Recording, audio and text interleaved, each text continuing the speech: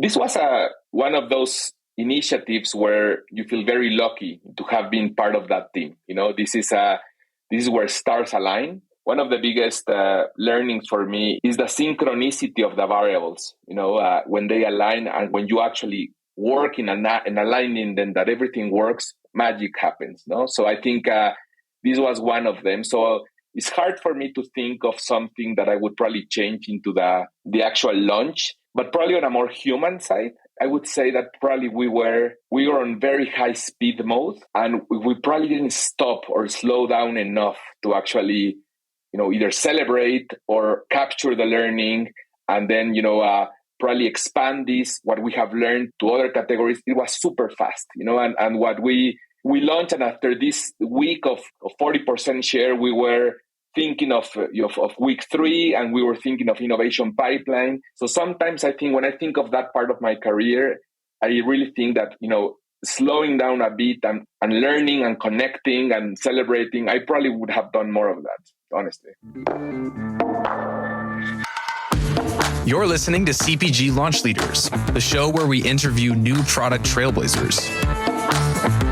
Get ready for inspiration and secrets from the front lines of CPG innovation.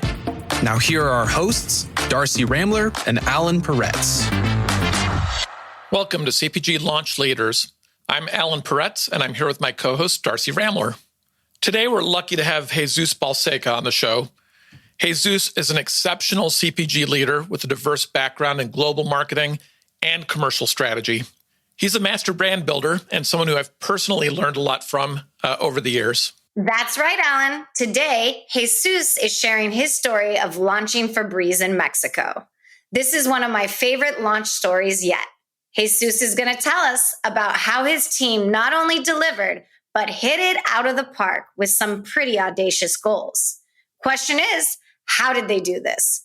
It was by moving fast, launching with a splash, and really understanding their customer. So let's get this thing started.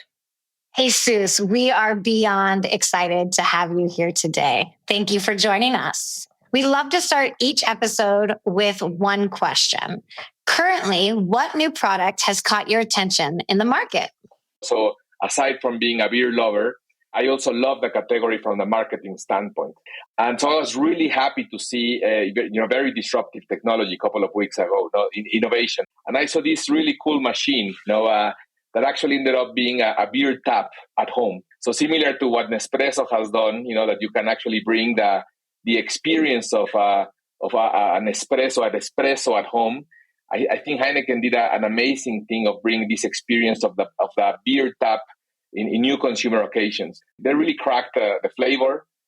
So I loved it. I thought it was a winning idea to actually bring a new consumer occasion with a really cool innovation in this category. Well, as a consumer of the category for over 10 years, I will be excited to actually try that. You haven't tried it? I think it's amazing. No, but I'm trusting it's going to happen very quickly, probably this weekend. So, Jesus, we might have had it a little bit early in Belgium. So when I lived in Belgium, we actually had one of those. And I would say it's maybe a little too convenient, but it was very nice. Yeah, I loved it. I'm getting one. I saw that at my partner's home, and I'm getting one definitely. So, Jesus, you've been involved in CPG for a while. Can you tell us a little bit about your background? I know you and I worked together years ago, but before or after that, what have you been up to? For the corporate side, I have been lucky. I worked for Procter and Gamble, that I think is a tremendous school in leadership and marketing. I started in 1996 there. I stayed in P&G for around 18 years. All my career in fabric and home care products. I worked in Venezuela in the headquarters of Latin America for 7 years. And then I moved to Cincinnati, probably to one of the most challenging and rewarding experiences, which was to lead a global brand, a global franchise. And finally, for my last stint in Procter, I came back to Mexico to run the local team, the commercial team for fabric and home care categories. And almost 10 years ago, I left Procter, and the next P&G, a friend of mine, Miguel Mendoza, he asked me to join him. He had just started a strategy consultancy firm called Faro and an advertising agency that is now called Rock. So, and he asked me to join him, and I'm immensely grateful today for that invitation. That's a big learning curve. Was it a hard transition to make? It was easier than I thought, actually. I was a bit concerned about not having the kind of the tangible results, that you have when you actually are leading a market. But I learned very quickly that I had my own company, to build. So kind of that reward came from building capability internally, and also we have had amazing clients. That actually we have had long-term relationship with them. So we have been being very close to the results and feel also owner of the results, and I think that's been great. But I think the biggest challenge has been IT. I have no one to call to actually help me fix my computer. I have to fix it myself. But for the rest, it has been awesome. I love it. Well, I can only imagine going back to your P&G days, how many brands you probably worked on and product innovations over the years. But today you're here to share some specific ones with us today. So launching Febreze in Mexico is the one we're going to discuss today. Can you start out by telling us a little bit about the project and the team that worked on it? Yeah, I really like that you like this example. Yeah, from many stories that we could talk. I like this one because I think it's a great reminder of what it drives success in the market. And I think the learnings on this one are probably ageless. And also it brought a lot of memories of the people that we worked together. So actually I called Pablo Horta. He was the brand manager at the time. He's now CEO of Red Bull in Mexico. So probably you want to call him as well for a good, insightful talk. Absolutely. Yeah, he's a great guy. I was a marketing director of leading the go-to-market team in Mexico at the time, leading the commercial and marketing team. And P&G was structured or is structured that we collaborated with a regional team in Panama. So Ana Cristina Restrepo was my peer there. She was the marketing director on the brand design portion of the team. And Pablo was the brand manager, and Roy Caguas, he was the local guy in Mexico in charge of negotiating our in-store vision and making it happen. And that was there's many more people I'm sure I'm forgetting, but it really brought me great memories to think of these guys. No? And the challenge was launch Febreze in Mexico. And Febreze is an amazing brand. At the time, it was probably one of the fastest brands in Procter and Gamble to reach the $1 billion threshold. So it was a success story in the company. And I had the possibility to actually bring this innovation to Mexico. When I was working in Cincinnati, I met Martin Hettich. He was a marketing director at the time, the one that brought this innovation to life, and he made it happen. And I was very close, not very close, but I knew about this success story, and I knew the innovation, the clarity and the simplicity of the proposition, the superiority. And now Martin came to Latin America to be the general manager for Fabric and Home Care in Latin America. So I had the chance to work with him in this huge challenge. So I was very happy for that. Right. So every market has different considerations. As you were looking at Mexico for Febreze, what were some of the special considerations for the country? Yeah, this was not just launching another brand. This is, I think, why this is a good one. Because the challenge was to explode category growth, to really grow penetration fast. The category was tiny in Mexico, almost non-existent. But we saw a huge potential in Mexico to actually make this incremental business for the trade, for us, and to make good impact in consumers' lives. But the big challenge was to bring the consumer and the trade alongside this bold vision that we had, because it was not going to be easy. We were late to the party. Competitors had arrived earlier than us.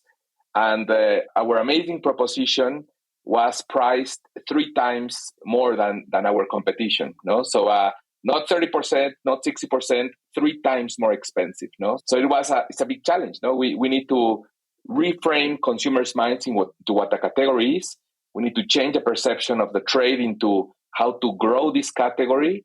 And we need to convince everyone that we can do it with a proposition that costs 3 times more. So it was not an easy one.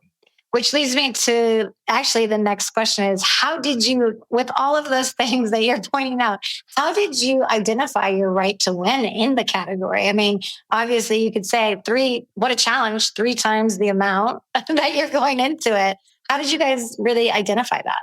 Yeah, I had been very close to consumers in other high sensorial categories. No, I led the detergent team and down in Mexico and Latin America. So I knew already that Mexican consumers love perfume. No, the detergents, the hard surface cleaners, the softeners, the perfume levels in these categories are the highest in the world. No, so consumers in Mexico can't have enough perfume. So I knew from the start that this, the idea of having a new product to actually freshen the air, I knew it was going to be big. No, but it was not until we went to consumers' homes, and that's something that I loved about Procter. No, you actually spend a lot of hours, going into consumers' homes to actually not only hear what they tell you, but actually see what they're doing. That I knew that the potential was tremendous. No, when you walk into consumers' homes, especially from medium socioeconomic levels, and when you're looking with the optic of finding opportunities for this, we realize the spaces, the more smaller spaces, and there was the housewife cooking some fish, and the boy was doing homework in the next room in an open space, and someone was watching TV, close to them, immediately, So it was very clear that the transferability of these aromas, was happening, in the store as they were cooking or someone is smoking, and the full house, fills with these aromas, And we also knew that consumers, use aroma as a way to actually portray that they are clean and that they are actually good housewives, So actually they went to a lot of ordeals to actually eliminate those aromas and have the house smell, very clean and, with a lot of perfume. So we knew there was huge potential, for the category to be bigger, So, Jesus, I remember there were two categories for Febreze. One that was called a fabric refresher, which made clothes smell better or other fabrics smell better. And the other one was air care. You're talking about both categories, right, with this launch?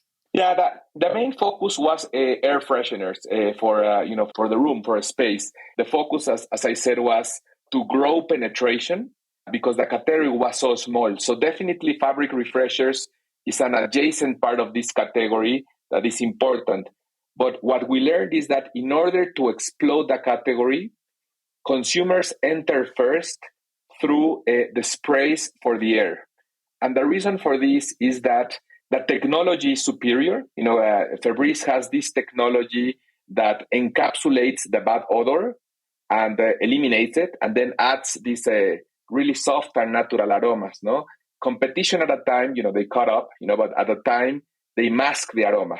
They did not encapsulate it. So you end up smelling fish with flowers. It was not really a good odor. It was masked. So if we actually were able to have consumers try this technology and that it truly worked through the spray, they enter the category and then they expand to other adjacencies as the fabric refresher or the candles or the plugins or anything. But the key was actually to make them enter the category through the spray. So that's why the focus was on air care, basically. Great. So as you came to market, you weren't the first to launch, though, right? There was a competitor, I think, that beat you guys. Yeah. That was one, big part of the challenge. And the problem was not only that they beat us, but that their focus was not on category development. The focus for this competitor was on short-term profitability. So and that technology was inferior. So you ended up with two problems. First, consumers did not think that the product was so great. They actually they used the spray because they wanted to get some good aroma, but they knew that actually they were getting the cigarette smoke with some flowers on top. They were not really getting a really great experience. And on the other side, the trade, the go-to-market strategy for the trade was not right. Because as I just told you, the sprays are very important to enter the category, but also are the least profitable ones when you compare with the rest of the portfolio. So as they were going for short-term profitability, you walk into the air care aisle and you had all the devices, the plugins, the candles, everything like that, because they were, really cute and profitable, but really they did not drive the penetration. So we needed to actually convince them to completely change the in-store vision, being the late comer, and it was not easy. So the challenge it was actually twofold: the consumer and the trade. So with that, and obviously the competition beating you guys, how did you approach the retail buy-in? Was there some of, finding the white spaces or differentiation strategies that you used at that time? Yeah, so this probably is not going to sound very new. We need to convince them that there was a bigger vision, a much bigger category. Mm-hmm. So convince them of a vision that we can actually have a category that was 10 times bigger than the one that they had was obvious, no? But I think what really helped us, that they get alongside us, with us on this challenge was two things. One, the experience from the US, that we really have very clear identified the drivers for growth for the category. But to me, the really big one was we told them that we were going to take risks and that we were not going to wait for a slow curve for penetration, that we were willing to actually put the money, the investment, and everything to build a really fast penetration almost overnight, to really create a step change in growth in penetration. That got them excited, because it was not like I'm going to start a new category and then the person that has the job after me is going to actually enjoy it, but the buyer, in the retail is going to actually get the incremental business, no? So I think that was the big aha, to convince them of a much bigger vision that we knew how to do, and that we told them that we're going to risk, building it really, really fast. And I think that got them excited. So what does this mean? How did we do it?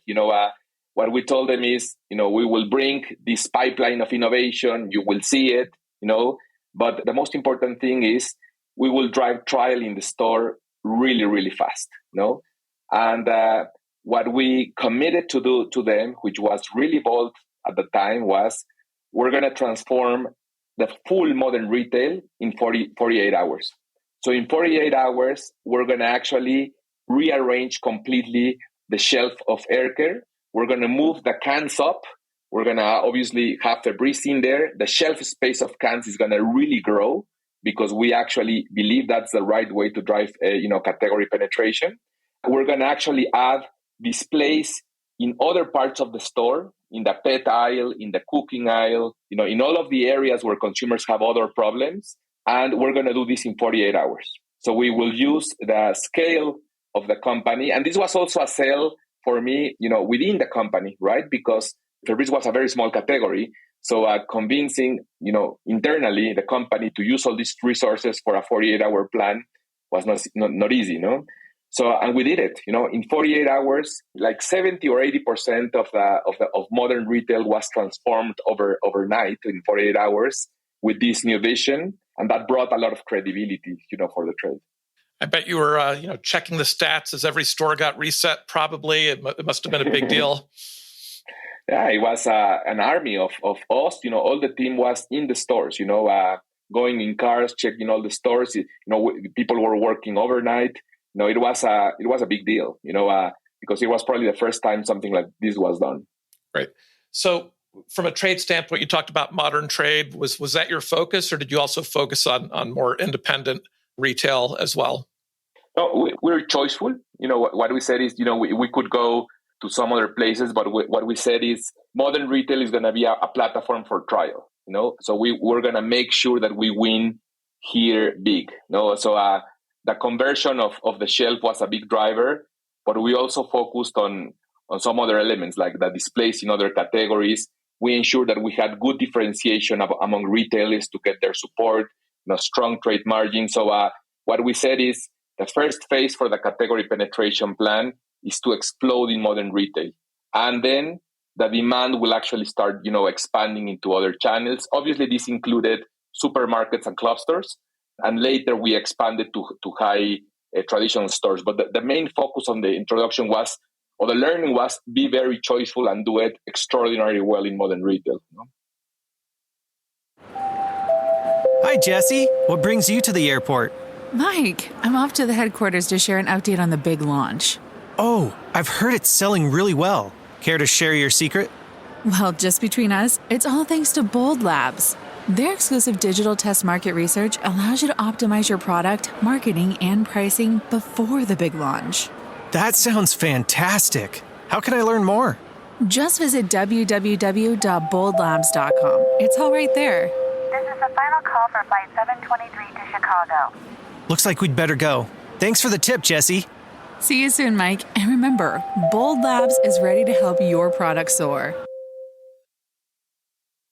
So I love that you talked about the consumer research and actually going into the homes and, the revelation to you that Mexican consumers were cleaning surfaces multiple times a day, not just out of pure hygiene, but also to dispense the scent of what, I think that consumer research, it points out, it ties back to what's perceived as clean, related very much not only to a visual, but also the smell of what was going on in the house.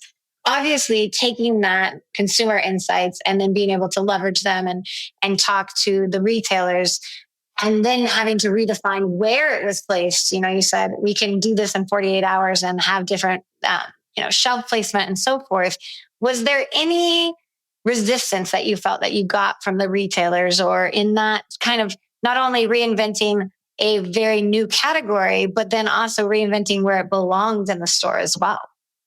Absolutely. There was a lot of resistance, and this is what I named, Roy Caguas earlier, because he was able to actually, break all those barriers. I think that the magic was to convince the retailers with the actual product and to bring the consumer in front of them. So we actually had an activation for consumers. It was really awesome. We actually had these big trucks with flatbeds, and we actually put a room of the house on top of it. We built a room, on top of these flat truck beds, a kitchen or a teenager's bedroom or something. And inside this room, we created an exaggerated, situation of bad odor, like a really filthy room with pizza and cigarettes and, used shoes and sweaty T-shirts and everything. And it has a big glass, window, so everyone could see, the crowd could see. So we use this as an activation for consumers to go outside supermarkets or something to show how the technology worked. Consumers, we would pick a consumer blindfolded, walk into this, space, spray Febreze, and then interview them and ask them, their experience and what they were feeling. And it was really amazing how they were talking about meadows and nature, when they were really, in this, everyone was seeing this. So we use this for the consumer, but also we use it with the buyers. We actually used this experience to actually, when we were facing a lot of resistance from the buyers, we actually did this, with them, with them by themselves. And when they took the blindfold, off, and what they were seeing is like, they knew, that this was a different type of technology. And we broke a lot of these barriers using the consumer experience. It's funny that you mentioned that, because my first experience, I thought back when we decided, to pick Febreze and the launches, my first experience with the brand was literally, I was a soccer player my whole life, all the way to college. And we all know soccer players take off their shin guards, their cleats, throw them in their bag. And that bag was probably a little bit what you built for that consumer experience and retail experience. And my mom had bought me Febreze, and she was like, use this. And I thought in my head, I don't want the smell of sweat and stinky mixed with like this spray. Like, I'd rather just it smell like sweat and be stinky versus the floral mixing in. And I remember she sprayed it in my bag, and I literally was like, I don't smell anything anymore. So I was definitely I was probably part of your consumer research and how that went about there. Yeah, it's just amazing technology, yeah. So, Jesus, everyone always thinks about the advertising in a big launch. Did you use a global campaign? Did you build your own campaign? How did that work? Yeah, the structure of P&G now is you had local teams, as in Mexico, and then you work with a regional team. And part of the success story of this was the amazing work that everyone did. And the regional team developed a campaign for the region based on the learnings from the global expansion from the US. But the thing that I loved about this is that it was very simple, very didactic. This thing that I'm telling you about consumers not smelling fish with flowers, you could see it in the visualizations, very clear, like a capsule encapsulating a fish, and then the flower. So it was very simple, very didactic, and tremendously superior, And we use that to actually then bring it to life then in these activations that I was telling you with the trucks and the flatbeds, So I think that what the regional team was create a campaign that was relevant for our markets, for Latin America. Well, although it was based on a global campaign, it was very focused for Latin consumers, and then it had enough space for us to actually maximize this locally. And I know you said, obviously, very bold and aggressive go-to-market kind of campaigns and how you were approaching retailers. Did it take a while for you guys to see the results? How did that, after that initial launch, what was a bit of the trend that took place there? No, it was actually, I think the president at that time of this business unit was David Taylor, who later was the CEO of the total, of the entire company. And I remember he was just amazed about, he was happy, and also, I would say also, probably skeptical about our aggressiveness, but he was saying, go guys. But the result was we got 40% of market share in the first week that we launched. And obviously the objective was not share, was penetration, but this was a record-breaking expansion around the world. No one actually grew as fast as we did. It was a vertical growth, which is what we promised the trade. We promised this is not going to be a slow curve. This is going to be fast and aggressive. And remember, we cost 3 times more than our competitors. So we actually grew category value overnight in just 1 week by achieving 40% of share. And category penetration grew around 35% the first year and sustained throughout the next year. So it was really fast, which was, for me, it was a big promise to the trade. This is not going to be a slow curve category penetration story. This is going to be a disruptive growth, very fast. Unfortunately, we did it because otherwise the trade would not have been happy with me. I was going to say, but you ended up being the favorite kid on the block, which is always a good person to be. Yeah, I mean, I manage other categories with not that great stories, but with this one, they loved us. So 40% share in week 1 is amazing. How did that sustain over time? What were the results? 6 months, 12 months? The share sustained, probably it flattened a little bit, around, above 35 because competition didn't sit on their hands, but the share sustained on those levels. We actually, were value market leaders, and category penetration kept growing. I left the brand after, or the category after a couple of years, so I could not tell you that. But you see now in the shelves the sophistication of the category and the innovation that has kept coming and the seasonalities. So I bet that the category has kept growing. You see also the car plugins, and the category has expanded in many, many areas. So I bet it has grown.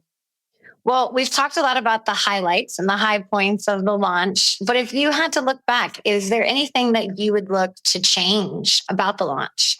This was one of those initiatives where you feel very lucky, to have been part of that team.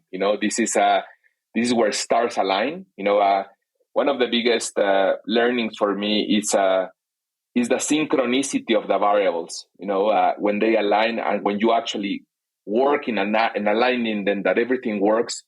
Magic happens. No, so I think this was one of them. So it's hard for me to think of something that I would probably change into the actual launch, but probably on a more human side, I would say that probably we were on very high speed mode, and we probably didn't stop or slow down enough to actually, either celebrate or capture the learning, and then, probably expand what we have learned to other categories. It was super fast, and what we launched, and after this week of 40% share, we were thinking of week 3, and we were thinking of innovation pipeline.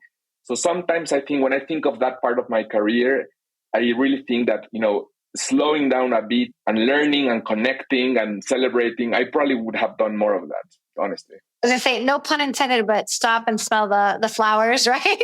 Exactly. Exactly. You got it. Exactly. Now, Jesus, I want to do a memory check on myself. I'm trying to remember the name of the molecule that made this product so special. Tell me, is it beta-cyclodextrin?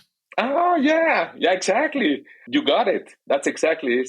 Yes. I absorbed the sales pitch really well when that product came out. He's been taking his brain food for memory over there. Exactly. Oh, I was going to tell you, I don't remember, but that's exactly it. You got it right. That's an amazing technology. So you did this work a little over a decade ago. How would you say innovation is different today in 2023? I know you're involved with a lot of brands. What are the practices that might be different than what they were back in that time?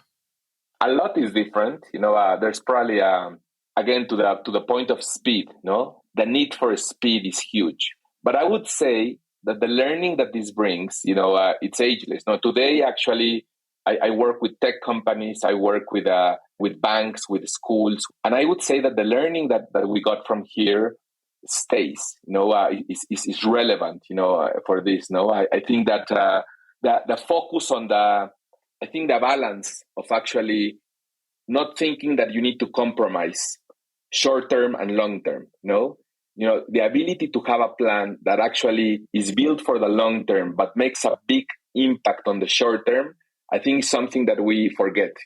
Sometimes we believe that or you compromise the long term for the short term, or the opposite. So I think that this plan, this experience, reminded us that you can do both if you do it right. That you can actually have a strong short term and long term. The next is we forget this a lot, and I think Procter was a great school for this. But everything starts and ends with the consumer. And I think we were obsessed with understanding and addressing the needs of the consumer. Remember, I told you that this was 3x the cost of our competitor. So we knew for a fact cash outlay would be a problem for some consumers, because if the can is going to was like 56 pesos, but it was going to be too expensive to try. Once they tried it, we knew they were going to buy it. So the US had this small can for sampling, for travel or something. And we said, we want that, for a bodega SKU. And the global guys told us, it's impossible. We cannot bring that as a regular SKU. That's not possible. And the regional team was there with us. Yes, we can make it happen. We make it happen. So it's this obsession with actually not renouncing at what consumers needs, and we actually brought it. We made it happen. And Bodega was a big part of the success of the launch because we got people to try it. And also making sure that everybody wins. I think that the short-term pressure of big companies sometimes makes you focus only on what's going to be your result for the next quarter internally. And I think this plan was built thinking that the consumer would win also, obviously, but also that the trade would win big time.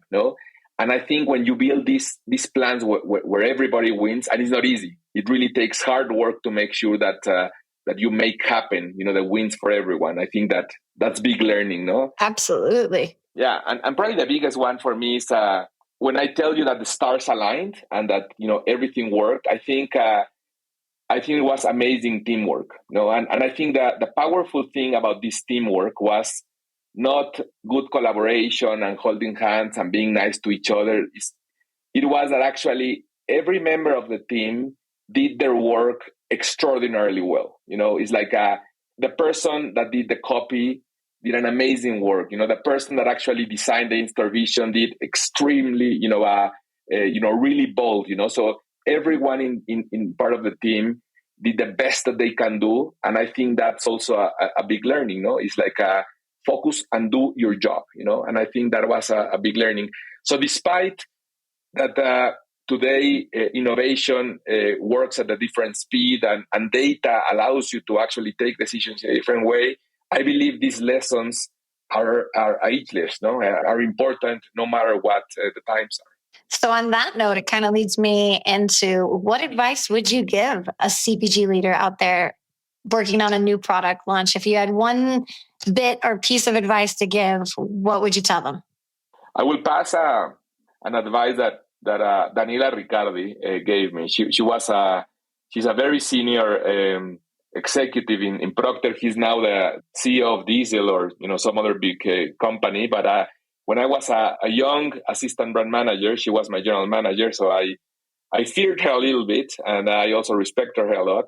But I think she was giving me a lesson, for something that we were doing, and she told me that She says, Jesus, sometimes in marketing, you will have a dream or you will have a vision, and the world around you will try to slice it down and to dilute it because they will tell you things are not possible, and you will end up compromising your vision.